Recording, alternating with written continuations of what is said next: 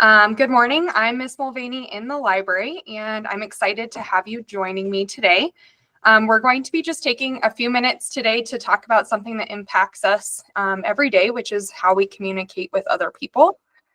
Our ability to communicate with civility not only creates a positive environment here at Arvada West, but also in our community, and it helps us foster mutual respect and understanding.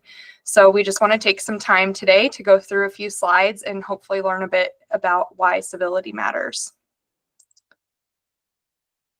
So what is civility? What does it really mean? Civility is about being polite and respectful.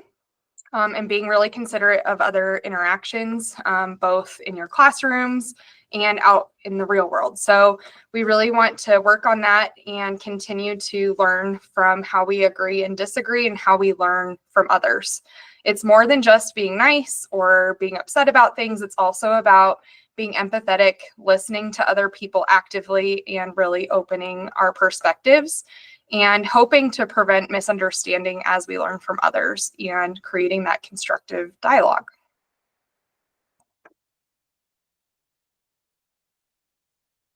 So take a minute. Here are our learning objectives.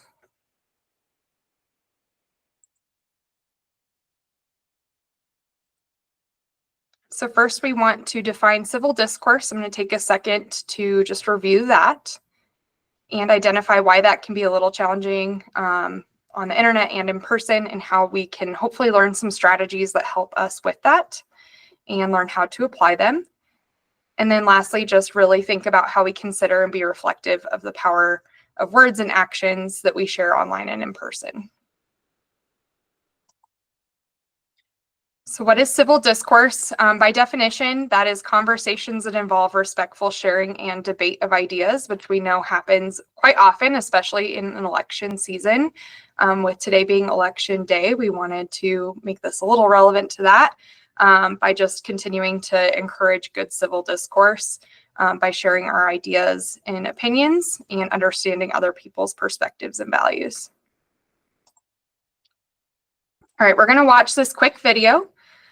This is a quick interview with Cameron Kasky, and for those of you guys who don't know who Cameron Kasky is, he's an American activist. He's also one of the co-founders of the March for Our Lives movement. And what started that is he actually was a student at Marjorie Stoneman Douglas High School in Parkland, Florida in 2018 when the mass shooting occurred.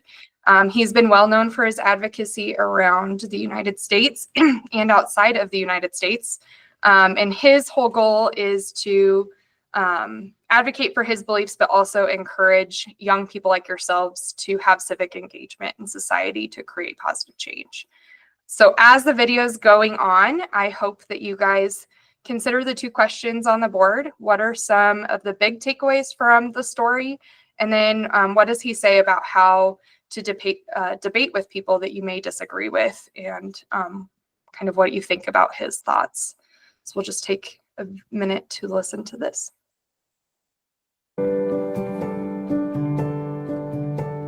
The one lesson I wish I had learned before all of this started was that the internet, while it's not real life, is becoming a part of it. It's all about remembering that the social media exists to supplement personal connections and not replace them. Behind every single account on Twitter, unless they're a bot, there's a human being typing.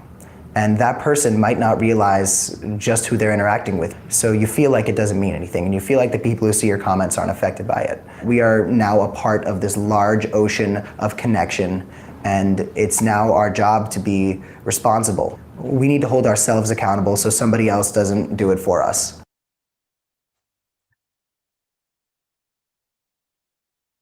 I used to look down on people. I put myself on a pedestal, and I encouraged a lot of my friends to do it as well. I treated people who disagreed with me like they weren't as good human beings as I was. I did a town hall debate at CNN. Emotions were high, and just a week ago, people that I loved were killed. I went up and asked my Senator, Marco Rubio, if he would stop taking money from the NRA. Can you tell me right now that you will not accept a single donation from the NRA in the future? And I wish I had stopped it there, but before that, I compared him to the likeness of the shooter from my school. I became part of the problem because I went up there on that debate to make another human being look bad as a human being and not as a politician. Because I wanted to go up there and embarrass him. I wanted to ruin his career. I did not do that to benefit the conversation. I did not do that to benefit our discourse as human beings. I did that to make another person look bad. I learned a lesson from it, and I'm thrilled that we went out there, and I'm thrilled that we were able to make this conversation such a national topic.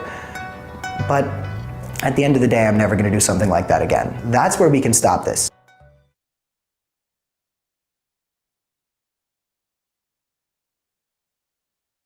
We had counter-protesters at all our events who were the same people who were commenting these awful things in our social media posts. When we broke the wall, when we simply just spoke to them and we became humans interacting with other humans, things changed. I was in Texas this summer. I met a man who came up to me, shook my hand, and said, "I went after you on Twitter a lot this year. I said some nasty things about you on the internet. But the fact that you're coming up here to this counter-protest really taught me something, because I didn't know that you kids were interested in approaching this like people." He introduced me to his wife and kids, who were all out there protesting us as well. And they said they don't know if they want to do this again, because when we came up and connected with them, it changed the way they look at it. That left me floored. And that's why it's so important to look at people who disagree with you like other human beings. When people disagree with you on political issues, you have to remember that approaching them like this is your enemy, it's not going to do anything for you. You have to approach everybody in bitterly social and political situations like they're part of the same world that you are.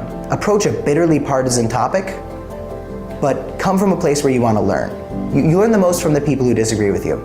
I'm not speaking about any specific issues, but be ready to learn something. Assume that every single person you speak to knows something that you don't, because it's true. Remember that the best thing you can do as a human being is lift another person up, not knock them down. I think you're allowed to criticize my messaging without criticizing my character or who I am. These are emotional topics because they affect us.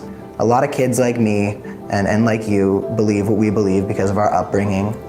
That's okay.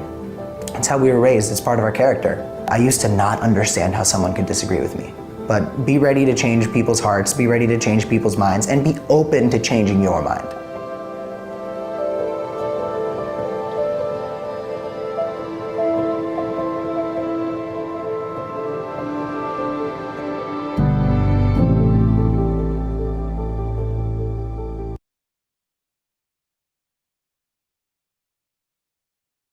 All right, so advisement teachers, if you'll just take, let's do like 4 minutes for the sake of time, and have a couple of people in your advisement just kind of share out from their responses or what they were thinking during the video of some of the big takeaways, and how we can maybe apply what we've learned from the video to our real life scenario.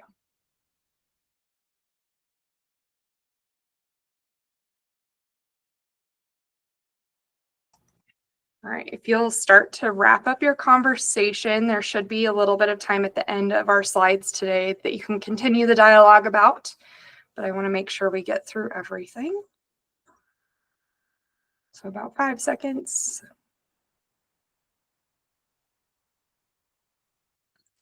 All right, some things that my advisement actually kind of talked about just now, really related to what I have on the slide here. A lot of us know all of these strategies, but I think that it deserves another good reminder. Sometimes we just get really in the moment worked up about something, and we just have to remember just to like remain calm, keep an open mind about what's going on, showing respect for other viewpoints or perspectives.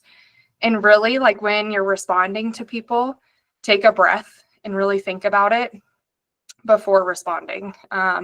Sometimes, like we were just talking in my advisement, it's really easy to like read something and feel targeted or feel like that thing was brought out because of something you said, but really taking a breath and like thinking about it and like really think about the other person's words and what they're thinking too. And when we respond, because that's going to be the next part that we talk about here, take a breath again, remain calm, and really focus on the issue and not the person. So just like Cameron was talking about in the video, it's really easy for people to maybe target the person and not the thought behind what they're sharing. So really trying to avoid attacks and blames and really thinking about their perspective and not so much about the person behind the perspective. When you might debate on something, remembering to use I statements will help us really focus on the fact that there is a person behind the thoughts and perspectives and not so much about targeting the person. And then just keeping in mind that when there is disagreement, trying to seek common ground. While we may not agree with everything, there is mutual respect and understanding for where that person's coming from. So again, how can we communicate with civility online? Really, the big part of today, what I am here for, is that communication anymore happens so much on technology and not so much in person. And while I would always love to see more face-to-face interaction, especially in civil discourse, realistically, I know a lot of it's online through social media, text messaging, all of those things. So while those tools make it easier for us to connect and easier for us to share our thoughts and perspectives and opinions, that also sometimes comes with its own challenges. So when we see things online or when we hear about something online, really think about our response. So if you feel like an immediate urge to respond to something online, really take a minute and consider like your purpose behind your response. Really think about what the message is that you're sending out, and then again, how it might be received by others. Sometimes it might be something that you're responding to one person and it's not meant for a large crowd. So maybe consider reaching out to that one person, whether that's face-to-face or if need be online. A lot of the times I know even for myself, when I see things or I think things, sometimes sarcasm and humor is like a natural response for people when we're uncomfortable or we're trying to make light of something. However, sometimes that can even be misinterpreted via online. Not everyone gets other people's humor. So especially when you're responding to something that maybe you disagree with, I would avoid sarcasm. And then lastly, words are really powerful, so try to use positive language so that we can continue to build understanding and not put up more walls between us. Just to wrap this part up, remember that communicating with civility doesn't just benefit people who you're directly interacting with. It definitely has a ripple effect. We see that in schools all the time. One misinterpreted or misunderstood thing can really spiral out of control.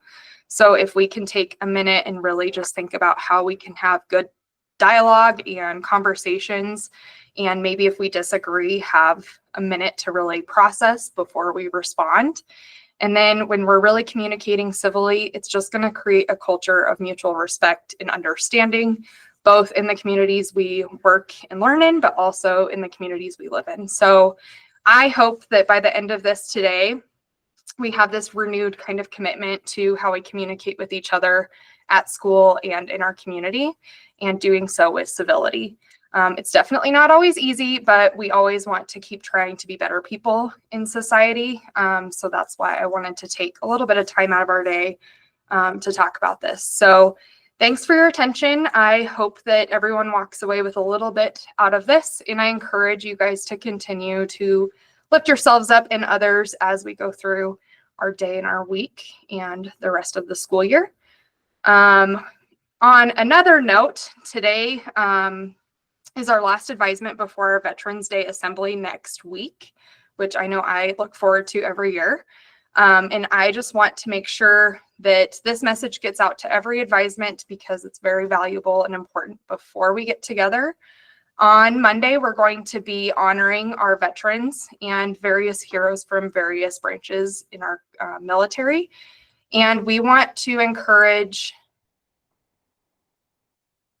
and re-emphasize the respect that we expect to be given on that day during the assembly. Sorry, let me get this up here.